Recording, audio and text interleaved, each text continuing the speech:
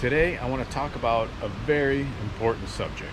I think that in jazz, it's very important, especially nowadays, to understand the concept of parallel practice.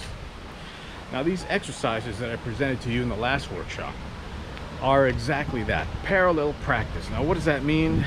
Parallel practice means working on material that attack different angles of drumming at the same time.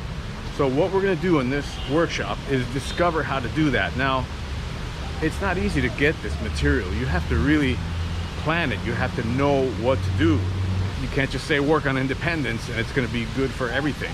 Jazz independence is very particular, okay? Especially nowadays with so many styles, so many things that jazz encompasses. You really enter a world, a situation where you have to practice at a whole new level. And you know, if you're a hobby drummer, or even if you're a pro and you're a working pro, how do you practice 8 hours a day? It becomes impossible to maintain that kind of practice schedule. So you really need to discover parallel practicing.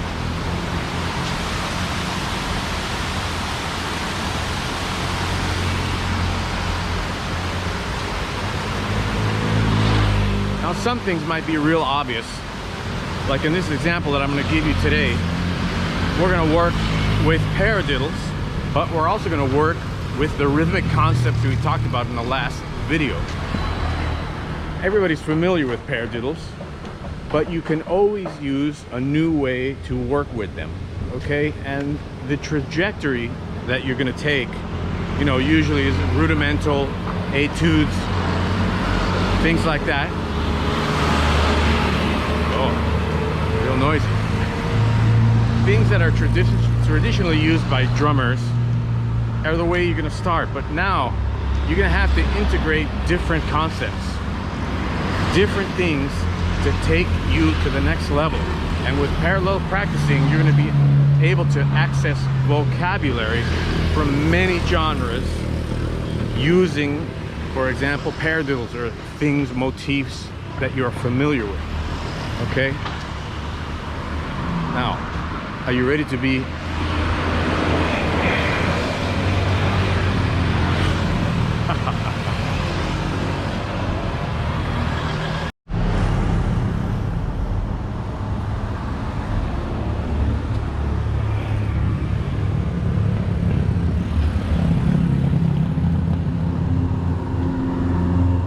in art, there are many ways to approach a given subject. In weightlifting, if you want to have big biceps, you don't just do one exercise over and over and over. You attack the muscle groups in different ways. This way you work on biceps, then straight, then inside. If you know a little bit about bodybuilding, you'll know that. In drumming, it's the same thing. To get to where you want to go, you're going to have to attack things in different degrees and at different angles. It's really good to keep in mind that the most important thing you're going to have to work with is what I call the drummer's house, which is rhythm. Rhythm transcends all genres. Jazz is a highly rhythmic music. Without a thorough knowledge of rhythm, you're gonna have a hard time. If you come from a rock background or funk background when you're just used to playing patterns, that's just not gonna work, okay? So you have to like rearrange your mind. These following exercises are meant not only to give you new rhythmic insight, but to try to open your mind to the possibilities of what you can do.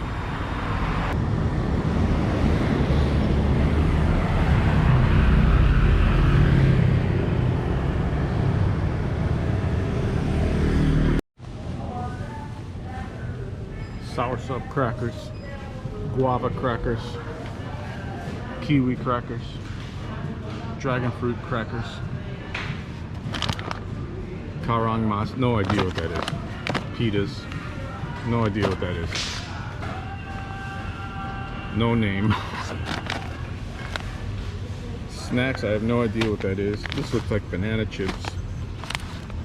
Yeah, banana chips. Snake fruit chips. Oh my god, that's cool. Malang, sorry. No idea what this is. Looks like potato chips, but who knows? Could be rice. This could be rice. Bintang. Local Bali beer. Why am I showing you this?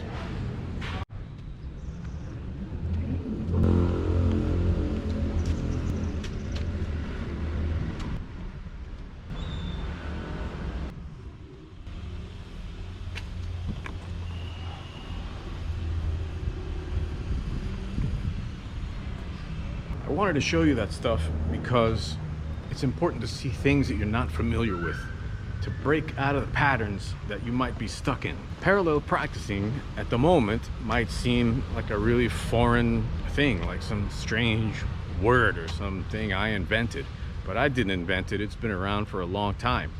It's only that, you know, working pros or teachers that really know how to teach talk about this kind of stuff. You're not going to find it normally in YouTube videos. Many amateurs are up there showing whatever. Hi. But parallel practicing is something that is very, very important.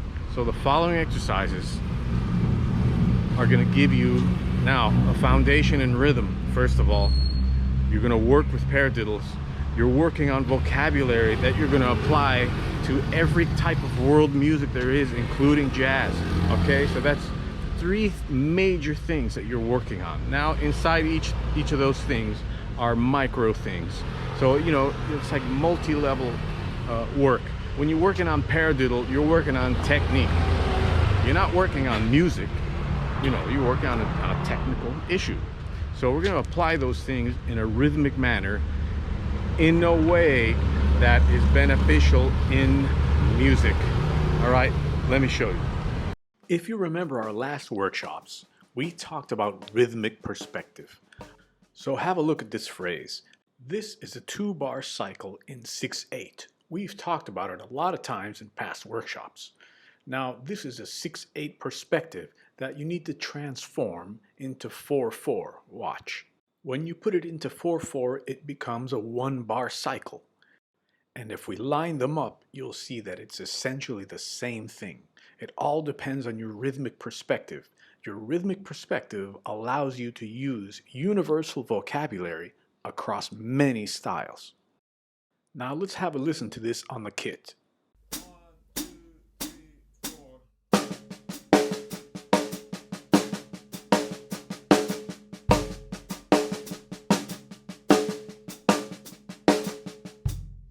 Exercise 2.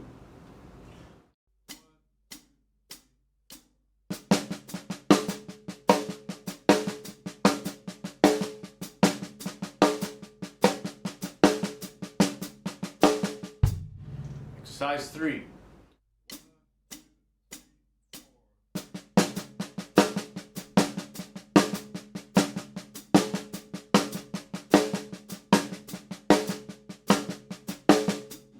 Exercise 4.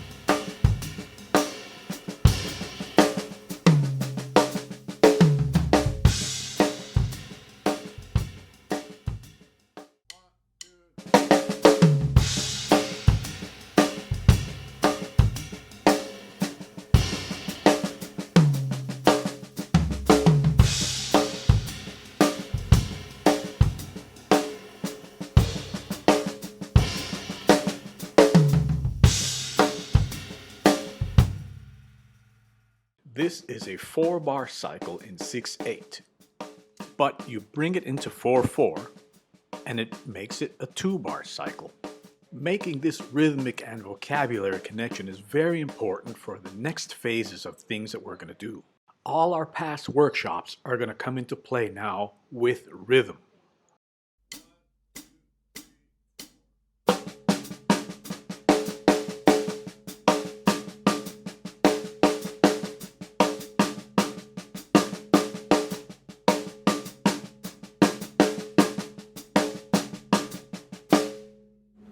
Exercise 2.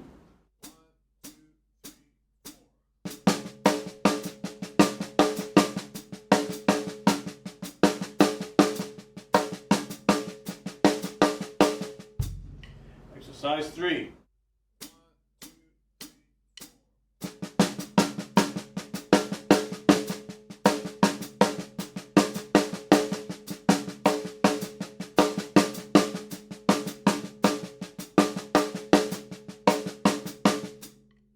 Exercise 4.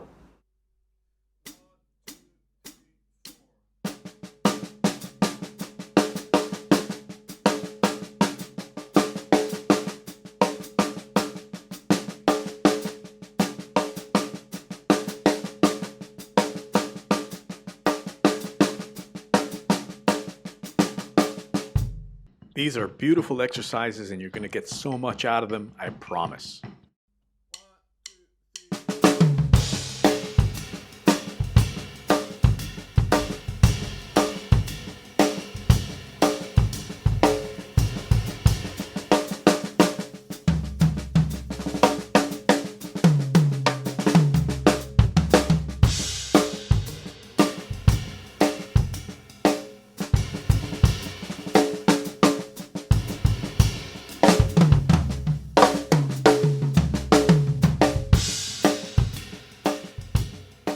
So a real creative thing to do is to use rates. Now, in this case, the rate is going to be 16th note triplets, as you see here.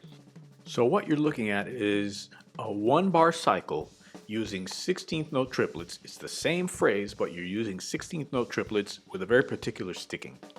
We're going to introduce a little variation to the sticking pattern. Okay, so be aware of that variation. You're going to see right after the paradiddle, there's an additional 2 double stroke rolls, okay? Right, right, left, left, or left, left, right, right. So check that out. But what's really interesting to me is the other version, the 2-bar cycle. The phrase is essentially the same as the 2-bar cycle, the version we saw before with 8th notes. The sticking, though, is right here. This is where you got to do the magic sticking, what I call the magic sticking. It's going to give you the phrase. Make sure you check that sticking out because it's a wonderful exercise for the hands.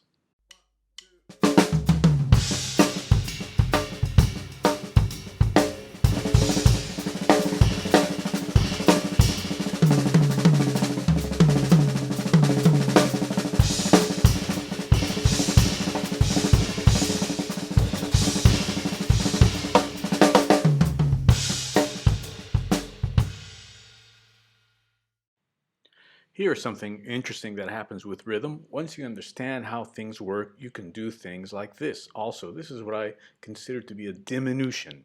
Just in case you forgot what a diminution is, diminution means to make something smaller, augmentation means make something bigger. It's a diminution of the phrase using a variation of the sticking. Again, we're not doing the magic sticking, what I call it. We're just doing a triple paradiddle. So this triple paradiddle makes this kind of a phrase. 1, 2, 3, 4.